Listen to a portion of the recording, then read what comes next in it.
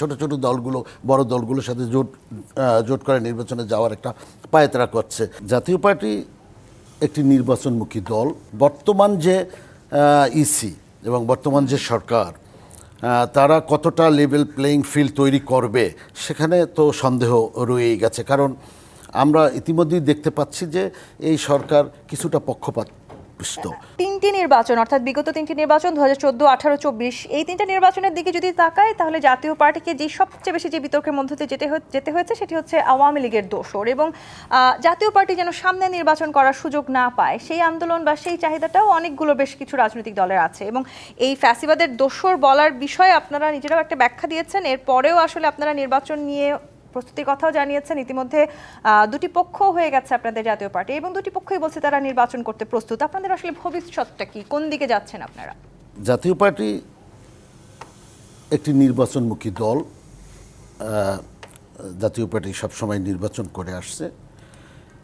জাতীয় পার্টি আওয়ামী লীগের দোসর হিসাবে আখ্যায়িত হচ্ছে এবং আওয়ামী লীগের সাথে নির্বাচন করেছে। জাতীয় পার্টির মধ্য থেকে একটি অংশ যারাও আওয়ামী লীগের সময় নির্বাচন করেছিল এবং মন্ত্রিসভায় ছিল, তারা জাতীয় পার্টির থেকে এখন বহিষ্কৃত এবং কেউ আছে স্বেচ্ছায় দেশ ছেড়ে আপনার দল ছেড়ে চলে গিয়েছেন এবং তারা কেউ কেউ নিজেদের দলও তারা করেছেন। এখন এই মুহূর্তে তারা একটি জোট গঠন করেছে। আজকে আমরা দেখলাম 20 দলীয় জোট।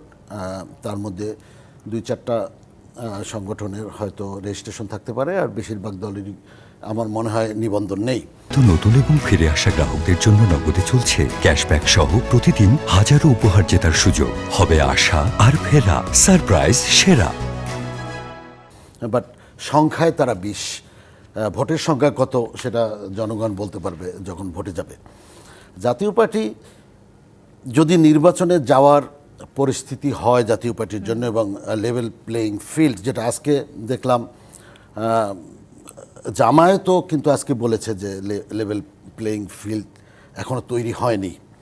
তো যদি লেভেল প্লেইং ফিল্ড তৈরি হয় তাহলে জাতীয় পার্টিকে যদি নির্বাচন করতে দেওয়া হয়। আপনারা যখন লেভেল প্লেইং ফিল্ডের কথা বলেন তখন আমার আসলে একটু জানতে ইচ্ছে করে 2024-এ কি আপনারা লেভেল প্লেইং ফিল্ড দেখেছিলেন? তখন আপনারা নির্বাচনে গেছেন, এখন এতগুলো রাজনৈতিক দল আছে, আপনারা লেভেল প্লেইং ফিল্ড দেখতে পাচ্ছেন? তখনও অনেকগুলো রাজনৈতিক দল নির্বাচনে গিয়েছিল, যদিও অনেকে যায়নি, এবং আমাদেরকে লেভেল প্লেইং ফিল্ড থাকবে এই বলেই নির্বাচনে নিয়েছিল। দেখেন, আমি নিজেও নির্বাচন করেছিলাম বরিশাল সিটি কর্পোরেশন থেকে 2-2বার মেয়র নির্বাচন করেছিলাম। সেখানে লেভেল প্লেইং ফিল্ড হবে সেটা বলেই আমাদেরকে নির্বাচনে নেওয়া হয়েছিল। কিন্তু নির্বাচনের দিন বা নির্বাচনের আগের রাত্রে কী হয়েছে সারা দেশবাসী জানে, আপনারা জানেন। সুতরাং বর্তমান যে ইসি এবং বর্তমান যে সরকার তারা কতটা লেভেল প্লেইং ফিল্ড তৈরি করবে সেখানে তো সন্দেহ রয়েই গেছে। কারণ আমরা ইতিমধ্যেই দেখতে পাচ্ছি যে এই সরকার কিছুটা পক্ষপাতদুষ্ট এবং এরকম ক্ষমতার একটু কাছাকাছি যাওয়ার এক ধরনের আভাস থাকলে জাতীয় পার্টি মনে করবে যে লেভেল প্লেইং ফিল্ড হয়েছে। আভাস না, এখন যারা যাচ্ছে দেখবেন যে তারাও তো ক্ষমতার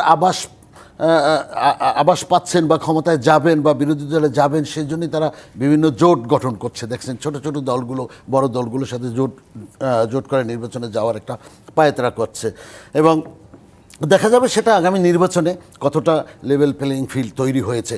আপাত দৃষ্টিতে আমার কাছে মনে হচ্ছে যে আমাদের জন্য লেভেল প্লেইং ফিল্ড আমরা দেখছি না, কারণ আমরা মাঠে থাকতে পারছি না। আপনারা জানেন যে আমাদের দলের অফিসের সামনে পর্যন্ত আমরা মিটিং করতে পারিনি। সেখানে আমাদেরকে ককটেল মারা হয়েছে, গ্যাস সেল মারা হয়েছে, আমাদের অফিসে আগুন জ্বালিয়ে দেওয়া হয়েছে। এখানে আমাদের অফিসে আগুন জ্বালিয়ে দেওয়া হলো, আমাদের বরিশালের অফিসে আগুন জ্বালিয়ে দেওয়া হয়েছে, বিভিন্ন রংপুরে আগুন জ্বালিয়ে দেওয়া হচ্ছে, ঢাকায় আমাদের কেন্দ্রীয় অফিসে আগুন জ্বালিয়ে দেওয়া হচ্ছে। কিন্তু সরকারের এ ব্যাপারে কোনো রকমের উদ্বিগ্নতা আমরা পরিলক্ষিত আমাদের কাছে হয় নাই, বরং উল্টো আমাদের বিরুদ্ধে মামলা হয়েছে।